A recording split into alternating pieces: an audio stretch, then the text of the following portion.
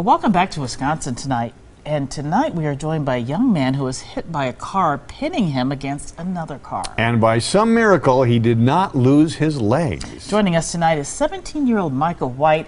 And Micah, thank you for being with us. Thank you for having me. This is such an impressive story. Yes. First of all, take us back to that day, March of last year when the accident happened. Well, the exact date is March 3rd of 2013. It was actually rather peaceful, I would say, because I was actually walking in between the two cars, going to the back driver's side, and on my way there, the car behind me was parking, and as it was parking, it slid over a sheet of ice, which pinned me into the car in front of me. Wow. Yeah. And so I'm sure you've spent a lot of time in the hospital and surgeries. Tell us about that. Actually, 17 surgeries and 17? 58 days in the hospital. Oh my God. Yeah, my muscles and tissues died back to back, day after day, and the doctor was like, "We're ready to give up." There was a time when you thought you would have to lose a leg. Yes.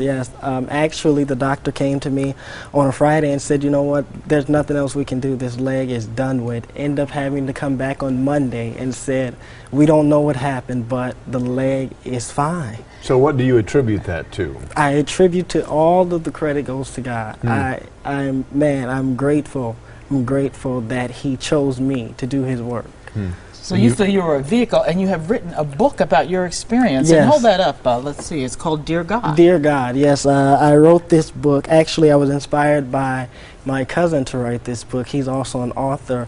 And I was inspired to write this book because I said every time I tell my story, it brings joy or it brings happiness to someone else. It inspires someone else to do, follow after their dreams. So I said, you know what, let me write this book. It would be a great honor to do it. So tell us about some of the things that are in your various chapters. Well, what I wrote in my book, I wrote about the lessons I've learned from this whole thing. I've talked about the things that I've went through, the 17 surgeries day after day, and I went back to those nights in the hospital and I just said, what would I say to God if I could say anything? And I just went and wrote letters throughout the whole thing. That's so poignant. And Micah, you mentioned to me right before we went on that you would not change a thing. You think this was a good learning lesson. Why is that?